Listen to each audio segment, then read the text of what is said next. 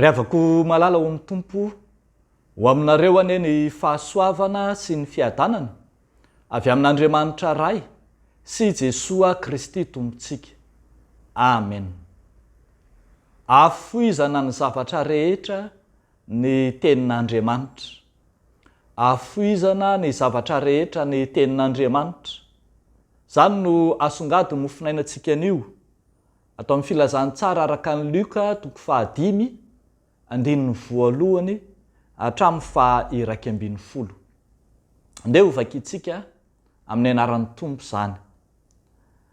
Ary raha nifanizina tamin'ny vahoaka mba hiain'ny tenin'Andriamanitra, dia nijanona teo amoron'ny fariny Genesareta Jesoa. Ary nahita sambo kely roa nijanona teo atsisin'ny fary izy, ka fa ny mpanarato efa niala taminy ka nanasa ny aratony. Ary niditra teo amin'ny sambo kely anankiray izay an'i Simona izy, dia nangataka taminy hiataka kely amin'ny tany. Dia nipetraka teo an-tsambo kely izy ka nampianatra ny vahoaka. Ary rehefa nitsahatra ny teny Jesoa, dia hoy izy tamin'i Simona, mandrosoa ho any amin'ny lalina dia alatsao ny aratonareo hahazahoana hazan-drano.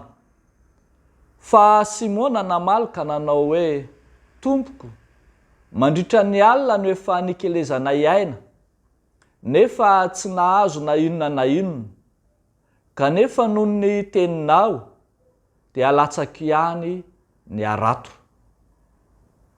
Ary rehefa nataony zany, dia nahazo hazan-drano be dia be izy, ka efa nisitritra ny aratony.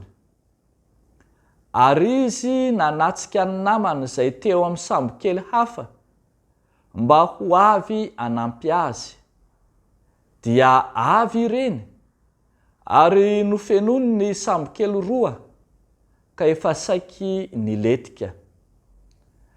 Ary rehefa hitan'i Simona Petera zany, dia niankohaka tamin'ny tongotr'i Jesoa izy ka nanao hoe, Tompoko, mialà amiko fa olomeloka aho. Fa talanjona izy sy izay rehetra teo aminy noho ny habetsahany hazan-drano izay azony. Ary toy izany koa Jakoba sy Jaona, zanaky Zebedeo izay niombon-drahalahy tamin'i Simona. Dia hoy Jesoa tamin'i Simona, aza matahotra, hatramin'izao ankehitriny izao dia olona kosa no ho azonao. Ary rehefa nampiantsona ny sambo keliny teo an-tanety izy, dia nahafoy ny zavatra rehetra ka nanaraka an'i Jesoa. Ray masino, manamasinanay amin'ny fahamarinana, ny teninao ny fahamarinana. Amen. Afoizana ny zavatra rehetra ny tenin'Andriamanitra. Fa hoy indrindra ny voalaza eo amin'ny 1:20 manao hoe, ary rehefa nampiantsona ny sambo kely teo an-tanety izy, dia nahafoy ny zavatra rehetra ka nanaraka an'i Jesoa. Eto amin'ity tantara niantsoin'i Jesoa ny mpianatra voalohany sy nampahazoana hazan-drano betsaka any Simona Petera ity, dia hitantsika fa misy dingana manao ambaratonga ny fahafoizana ho an'ny Tompo noho ny amin'ny tenin'Andriamanitra. Hitantsika aloha voalohany, raha vao mamaky ny amin'ny 1 isika fa nifanizina tamin'ny vahoaka mba hiain'ny tenin'Andriamanitra. Eo aloha dia hitantsika fa nanana finiavana tsy misy toy izany ireo vahoaka mba hiain'ny tenin'Andriamanitra. Nisy fahafoizana zavatra maro mba hahatonga ny olona hiaina. Raha somary verenantsika kely ny tantara eo ambony, dia hitantsika zany finiavana narahana fahafoizana fotoana teo amin'ireo vahoaka mba hiainy tenin'Andriamanitra. Eo amin'ny toko faha-efatra ny andininy faharoa amby efapolo dia hoy ny voalaza eo ambony manao hoe ary noho ny maraina ny andro dia niala Jesoa ka nakany an-tany foana ary ny vahoaka nitady azy dia nakeo aminy ka te hiazona azy mba tsy hialany teo aminy. Hitantsika eo zany fa nahafohy fotoana ary nahavita nitady an Jesoa tany an-tany foana, tany anefitra mihitsy reto vahoaka reto mba hiainy tenin'Andriamanitra. Nahafohy fotoana ary tsy nampaninona azy ny alavira toerana mba hiainona tenin'Andriamanitra. Fa tsy izany ihany fa rehefa nanohy ny fampianarany Jesoa dia hitantsika eto koa Simona Petera nahafohy ny sambo keliny mba ho kianja fampianarana ny tenin'Andriamanitra. Rehefa teo amin'ny sisiny farihy Jesoa nahita ny sambo kely anankiroa, raha nahita Andry Petera efa nanasa ny aratony dia nangataka mba hiditra teo amin'ny sambo kely anankiray izy ary nangataka hiataka kely amin'ny tany mba hampianatra ny vahoaka. Noho ny amin'ny tenin'Andriamanitra izay nentin'i Jesoa dia tsy nisalasala Simona nanolotra ny sambo keliny, nanolotra ny fitaovam-piasany mba entina ho tonga fitaovana hitoriana ny filazany tsara, hitoriana ny fampianaran'i Jesoa Kristy. Ny tenin'Andriamanitra afoizana ny fitaovam-piasanao mba hizarana ny tenin'Andriamanitra.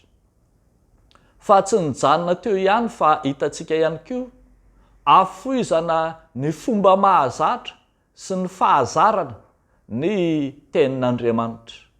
Rehefa eo am-pampianaran'i Jesoa miteny an'i Simona manao hoe arotsay amin'ny lalina ny aratonao, na dia somary kivikivy Simona Petera satria efa nanao zany hatry ny alina izy, ny alina izay fotoana fanaratona efa tsy misy fanantenana intsony.